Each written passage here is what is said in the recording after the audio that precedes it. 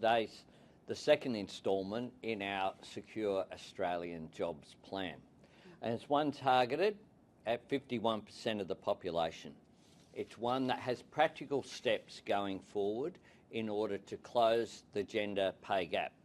We know that the gender pay gap is currently 13.4% for full-time employees, making a difference of more than $242 per week that women earn less than men on average. That's not good enough in 2021.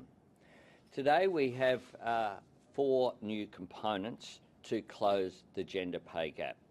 The first is to legislate so that companies with more than 250 employees will have to report their gender pay gap publicly. Initially, that number will be 1,000, and that will be phased in over 4 years to give companies the time to do that.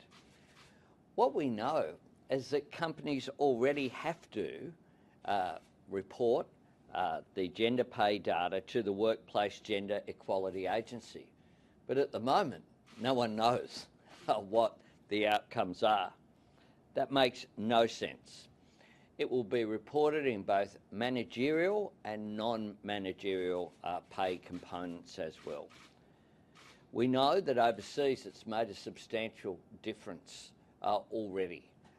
In the UK, for example, where the reporting has happened in its first 2 years, we've seen a closing of the gap as a direct result of that transparency.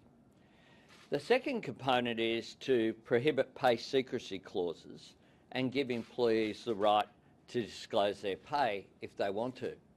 Now, I think most Australians would find it extraordinary that there are clauses that prohibit people from saying what their working conditions are.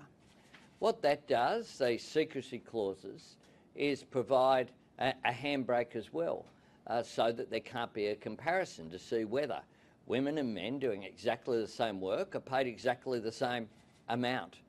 And this removal would be another element in dealing with the stagnant wages that we see holding back our economy over the last 8 years.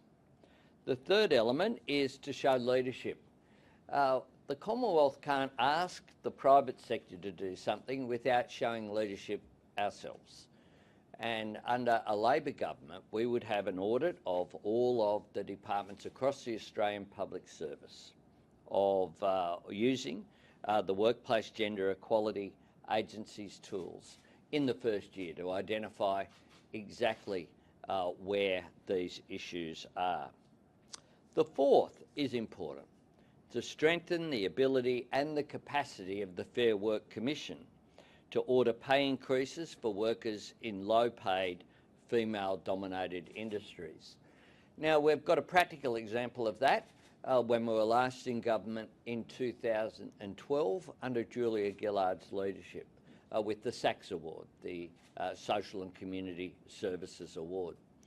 A female-dominated industry characterised by low pay. We had that decision made, and the world didn't end. What happened was that it boosted the wages and the conditions of women in that industry. At the moment, there have been decisions made that have excluded the consideration of whether historical low wage rates paid in female-dominated industries could be considered. And we know that if you look at industries like childcare, aged care, if you look at many of the service industries that are dominated by women, they tend to be the low-paid industries. And guess what? They're precisely the jobs that Australians have relied upon to get us through the pandemic. Precisely the jobs. Coming out of the pandemic, we need to identify ways in which we can strengthen Australia. One way we can do it is giving due recognition for workers in those industries. This sits side by side as well with a couple of our other policies. Of course, the first component of the Secure Australian Jobs Plan, looking at areas like gig workers, looking at ways in which we can stop the circumstance whereby people don't even have to be paid the minimum wage. Today also we're recommitting to 10 days domestic violence leave. This is essential. This is about safety, but it's also about good business practice. Now, I acknowledge there are a whole range of businesses that do at least this already, including the big four banks, the major two airlines, Qantas and Virgin Australia, businesses like Telstra. We want to make sure that it's across the board. When you have good policies like this, then companies shouldn't have a competitive advantage by there being not applied across the board. It's time that it was recognised. We know that family and domestic violence is a national scourge and we need to take action on it. And no woman should be placed in a circumstance whereby they don't feel as though they're able to get the assistance that they need at a time of crisis. So this would be an essential move. And the last thing I'll say is that this fits in as well with our cheaper childcare plan. This is vital for women's participation in the workforce. It's vital to boost productivity and to boost our economy. This is a plan that's an economic reform, not a welfare reform. And all of these policies together are good economic policy as well. If we actually make workplaces more equal, the economy will benefit. Women will benefit in particular, but there'll be a boost to our national economy. And today, on International Women's Day, it's appropriate that we examine where policies have fallen short and that we commit to reform. And the Australian Labor Party today is committing to these reforms. Happy to take questions.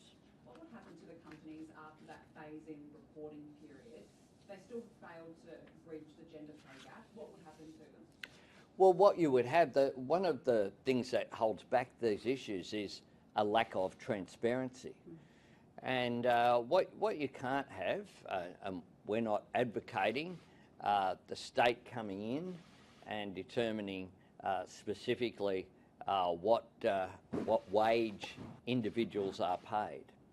But the first step is accountability and transparency.